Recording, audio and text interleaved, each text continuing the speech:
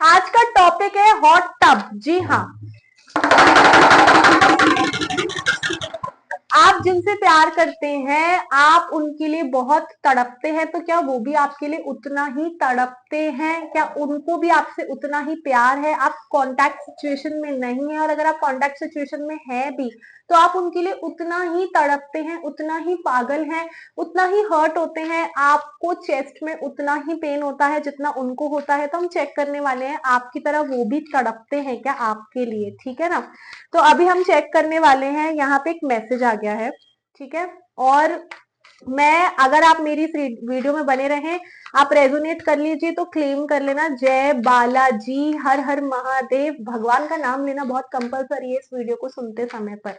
अगर आपने भगवान का नाम नहीं लिया तो मैं आपसे बात नहीं करूंगी, ठीक है? तो क्या वो भी आपके लिए तड़पते हैं? हॉट टब, हॉट टब का मतलब है कि there is a tub full of emotions, and those emotions are so burning rage emotions, मतलब there is passion in those emotions, और आप उनसे इस तरीके का प्यार करते हैं कि उस पैशन को, उस एनर्जी को कोई मैच और कर भी नहीं सकता। जैसे कि हम ट्विन फ्लेम की बात करते हैं ना, तो वो बर्निंग सेंसेशन आपके अंदर हो रही है।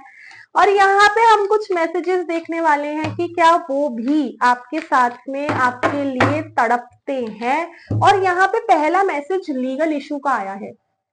या तो जो ये रीडिंग सुन रहे हैं, आपके साथ में भी कोई लीगल मैटर चल रहा है, आपके घर में कोई लीगल मैटर चल रहा है, आपके काम में चल रहा है, आपके घर में जो बड़े हैं उनके साथ में लीगल मैटर चल रहा है, आप वैसे परेशान है अपने घर की तरफ से। उसके बाद में वो इंसान आपके साथ में नहीं है, वो इंसान आपसे दूर है, लेकिन आपके होम टाउन के नहीं है, पर आप उनके आसपास कहीं पे रहते हो, आप अपना काम अलग करते हो, आपको आज भी ये चीज लगती है कि वो आपको कांटेक्ट करेंगे। ये कार्ड बता रहा है कि वो व्यक्ति किसी और के साथ में है, लीगल इश्यूज वो भी फेस करते हैं, लेकिन उनकी काम के लिए ही कर रहे हैं, उनके घर में ऐसा कुछ भी नहीं है। वो इंसान अभी किसी और के साथ नहीं है, वो इंसान अभी आपके साथ में तो नहीं है। ये चीज तो मुझे पता लग गई। और अगर आप लोग इस वीडियो को और एंड तक सुनेंगे तो मैं आपको एक सिचुएशन के बारे में और बताऊंगी, इसके लिए हम अलग से डेक को जो है शफल करेंगे। अभी हम बात ये कर रहे हैं कि वो व्यक्ति आपके लिए तड़पते हैं या नहीं। तो लीगल इश्यूज का मतलब हो गया आप इसे रेजोनेट कर पाए कि क्या ये सिचुएशन आपके साथ चल रही है। आप लोगों ने भी ना कहीं साइकिक और ये चीजें जो है टैरो रीडिंग या एस्ट्रोलॉजी सीख भी रखी है। आप जो पर्सन है, आप लोगों को अपने आंसर्स जो है खुद की स्टडी से नहीं मिल पा रहे थे, तो फिर आप लोग बहुत ज्यादा ढूंढ रहे हैं कहीं पर कि कोई आपको आंसर किसी और से मिल जाए। अगर आप लोगों के लिए गुरु है तो आपका भी कोई गुरु होना चाहिए। यहाँ पर जो मैसेज आया था जस्ट इस मैसेज के बाद में, वो था ये वाला, इग्नोरिंग का मैसेज आया था।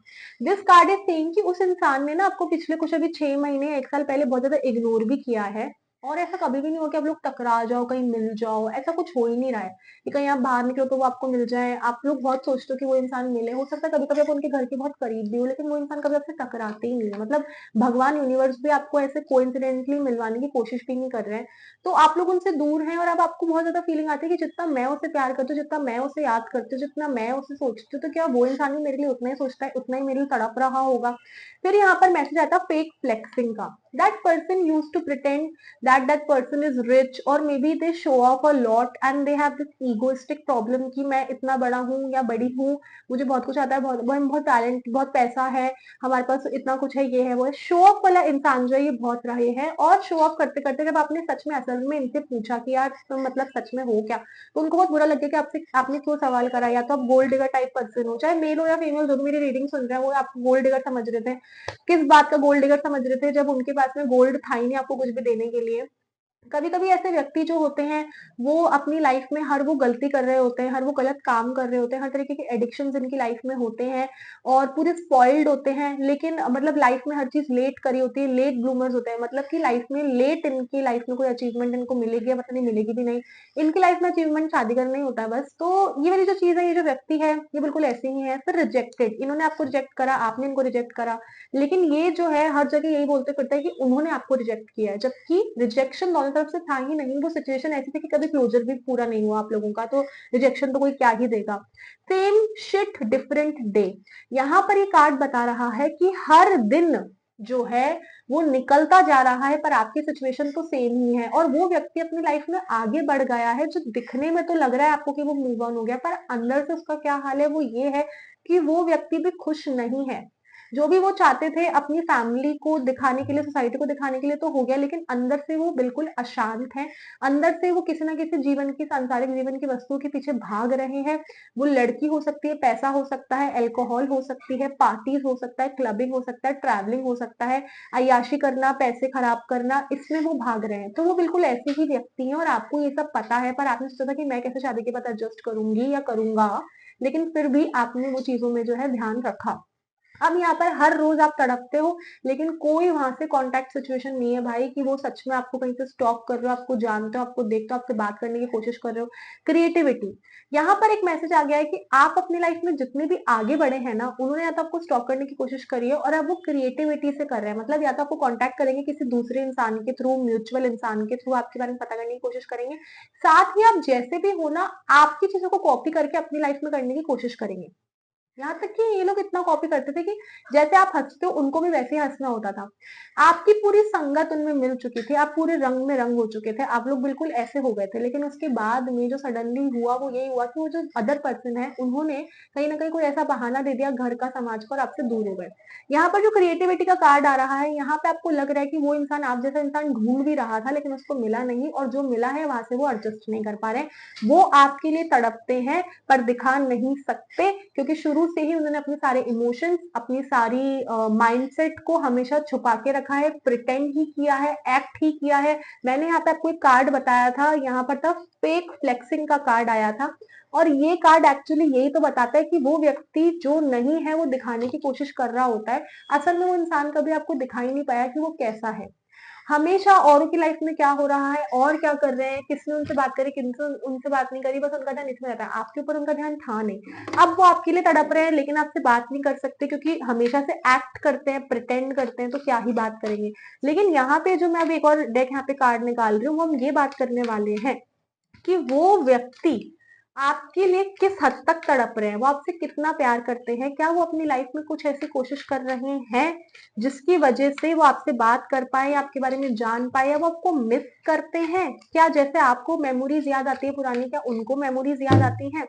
तो यहाँ पर मैसेज आया एक्सेप्टेंस का, कि उन्होंने एक्सेप्ट कर लिया है कि वो कितने गलत थे, उन्होंने आपके साथ में क्या किया है, क्या गलतियां करी हैं, उन्होंने सब एक्सेप्ट कर लिया है। मैसेज आपको बता रहा है, और ये मैसेज झूठ नहीं हो सकते, क्योंकि कार्ड्स कभी भी, मतलब कितना आपको ये बुकिश लैंग्वेज पर बता देंगे, कार्ड्स हमेशा इंट्यूशन पर काम करते हैं।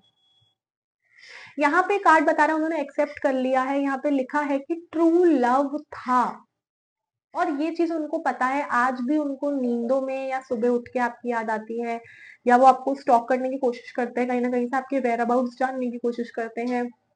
Notwithstanding that person is still into that zone की दैट पर्सन इज सुपीरियर। इन सब के बावजूद भी वो अपने आप को सुपीरियर ही मानते हैं। तो ईगो आ गया, इसका मतलब है आपको कभी अप्रोच तो करेंगे नहीं।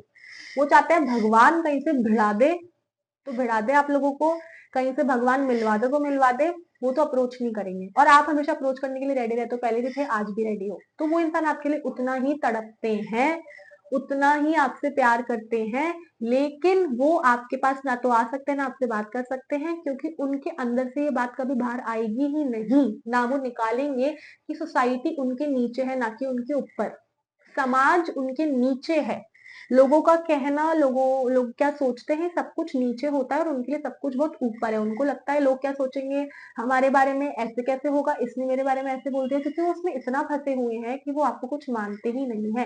रिकमिटमेंट, वो इंसान आपसे, यूनिवर्स आपको जरूर मिलवाएंगे, क्योंकि आपने उनके बारे में इतना सोच सोच के चीज मैनिफेस्ट कर ली है, और आपकी मुलाकात उनसे दोबारा होगी।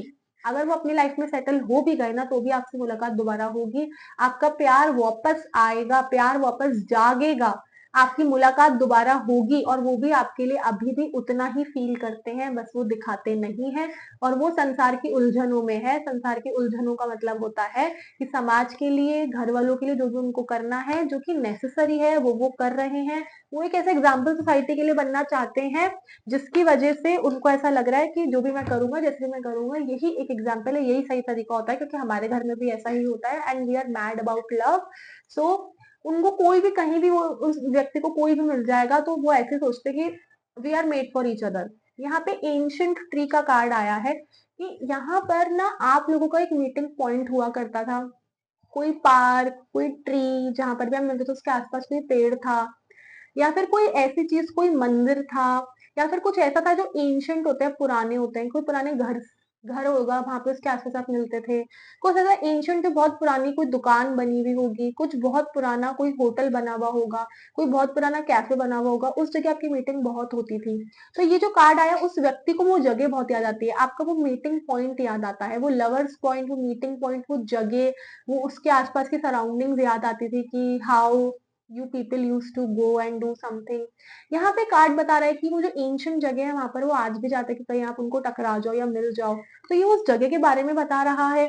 और ये कार्ड ये भी बता रहे हैं कि आप लोग जब भी मिलेंगे, आप लोग उनसे बिल्कुल, आप तो उनसे बिल्कुल मूव ऑन हो चुके होंगे, आप तो उनसे बिल्कुल दूर हो गए होंगे, और वो व्यक्ति कहीं ना कहीं अपनी लाइफ में मूव ऑन हुए हैं, लेकिन दिमाग में, दिल में तसल्ली नहीं है, मेंटली कोई जो स्टेट है वो इतनी अच्छी नहीं है, और ना ही मतलब फिजिकली स्टेट उनकी भी इतनी अच्छी है, वो जहाँ थे जैसे थे वहीं के वहीं है, कुछ खास चेंज नहीं आया है। आज की रीडिंग हम यहाँ समाप्त तो करेंगे, लेकिन उसी के साथ डमरू की धुन सुन के क्लेम कर लीजिए, हर हर महादेव।